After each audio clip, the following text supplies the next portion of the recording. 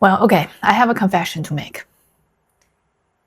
For the most of my life, I genuinely believed that nature has a soft spot for me, like personally. Like Mother Nature looked at every creature on this planet and went, oh, that one, Julia, yeah, she's cute. Yeah, she's fine. Leave her alone. I know. Well, it took spiders, a bear, and a very bad afternoon in Cody, Wyoming to get that out of my head. So, let's start with a spider. The first time I was in my parents-in-law's backyard here in California, I took off my shoes and ran around barefoot on the grass like a 5-year-old. It was such a beautiful yard. The lot, the pool, the pines, the flowers and everything. Something in me just let go because I had been in Beijing for 15 years and surrounded by concrete, the city life. So I ran, and then on the grass, I started rolling around like crazy, and I loved it. I loved it so much. 1 hour later, I went back to the house, the room, and my feet started burning, then itching. I saw just red bumps spreading from my foot up to my ankle, a few showing up on my thigh. There were probably 10, 15 of them, and my family took one look and said, oh, spider or flea bites. I remember I was scratching like crazy. This thought going through my head the whole time, and I was thinking, how could this happen? Doesn't nature love me? I thought I was a special one. Well, honestly, I had reasons to think like that, okay? So don't judge me. I grew up at the foot of mountains in China.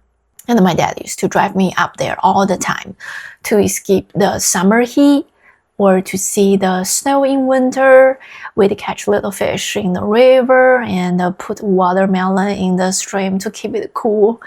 I climbed trees, took a nap on the big rocks by the water. I wouldn't call myself a city girl, although I was living in the city, but I'm definitely falling in love with nature deeply. And of course, there were bears and wild boars, and I was never scared, not once.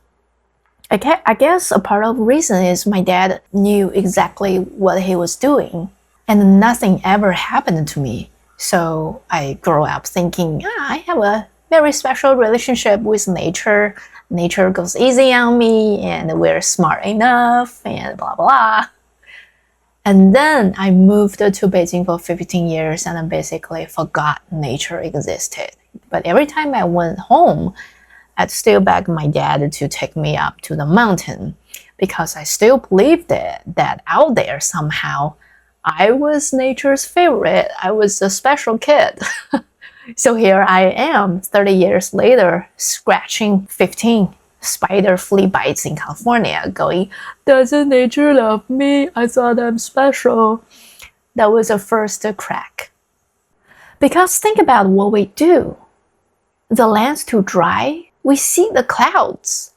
Not enough space, we cut down the forest. Bugs eating the crops, we spray. We've spent our entire existence solving nature.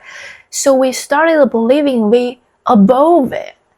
And anthropocentrism, forgive my pronunciation.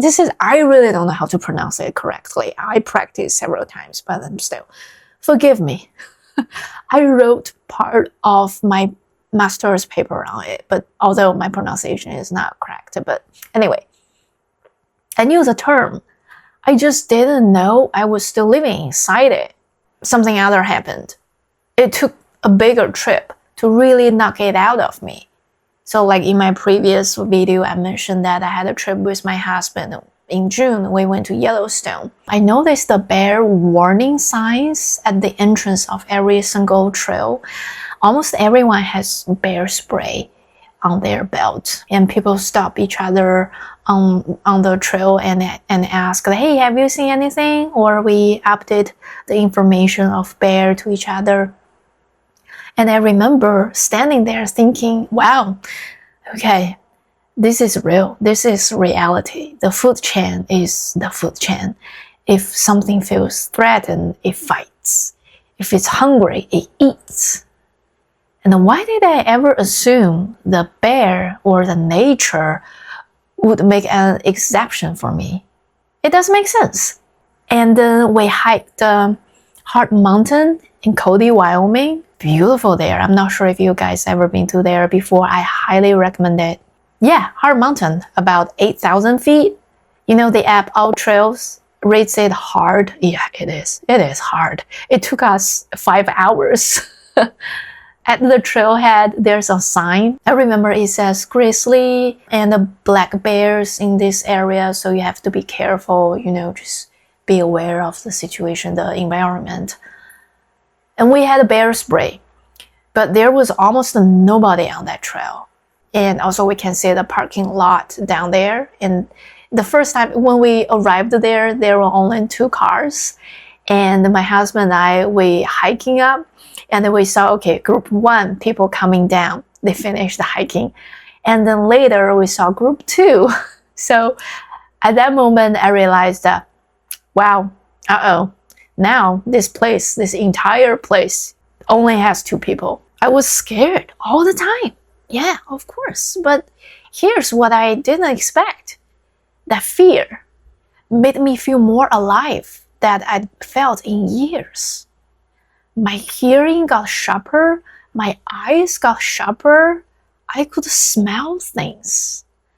Every rustle in the bushes flicked me straight into fight or flight. And honestly, I was kind of exhilarated. And for the first time, I understood what people mean by being present. Living in the moment, you know, not the yoga class version, the version where your body knows there's something out there could really kill you. And about halfway to the summit, I sat down on a rock and I was having a protein bar. Beautiful day, wide open, plain below us, low bushes all around. You know, like some waist high about here and some taller than me. I'm 5'5", by the way. Completely quiet, nobody around. And all of a sudden, I heard this sound, low, rumbling, like the bass coming out of the speaker, like I can't really do that. Coming and going. I couldn't tell what direction it was from, or I couldn't tell how far from us. And my brain, my city brain goes like, oh, somebody's hiking with a Bluetooth speaker. That's so cool. And then a few seconds later, it hit me because I realized, holy shit, we're in the middle of nowhere. And then he turned around. My husband said, do you hear that? I said, yeah, I thought someone's playing the music, but it's impossible because just me and you and me. And he said, let's go, let's get out of here. It might be a bear, sorry. I wish we could have beer. We could have a beer, that'd be nice. We got out of that place very fast. And then at the moment I thought, ooh, we're safe, we're fine. Well, we walked straight into rattlesnake territory, which happens to be my husband's biggest fear. And I remember thinking, bears, we have spray, but snakes, what do we do about snakes? What if one bites us out there? What if there are some venomous spiders too? You know, so I checked my phone. I hope I could find some answers from internet or from AIs, but of course, no service, no signal, nobody around. I picked up a very thick steak, a good one, and I walked in front because I'm not afraid of snakes. And I just tapped around ahead of us the whole time, slowly watching everywhere and very alert. I felt my blood pounding like the volcano. And somewhere in there, I thought, this is it. Dude, this is what being human felt like for tens of thousands of years every single day. And finally, we made the summit and back down safe. Thank God, nothing happened. But something in me had been permanently rearranged. Nature has no favorites. Sorry, Julia. It doesn't have a soft spot for anyone. If you are not strong enough, or smart enough, or if you can run fast enough, you probably become somebody's meal. And that's not cruel, that's reality, right? That's how things works. And nature was never going to make an exception for me because I'm human. We went from prey to hunter over tens of thousands of years. And then the Industrial Revolution handed us the tools to conquer nature and also quietly stole our awe and reverence in the process. So what do I actually do with this? Honestly, nothing dramatic. I respect the land, and I don't waste food or resource in anything. I don't waste. I take precautions. I don't put myself somewhere stupid. I use the one thing humans really do have.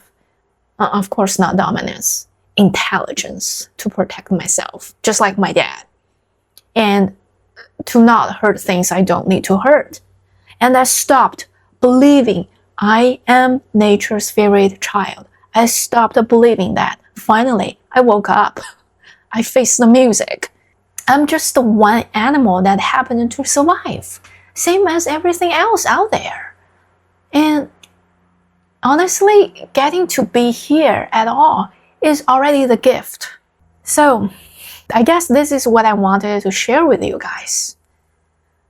And yeah, thanks for sitting with me today. I know this video is a little bit different compared to my other videos. I'll see you next one.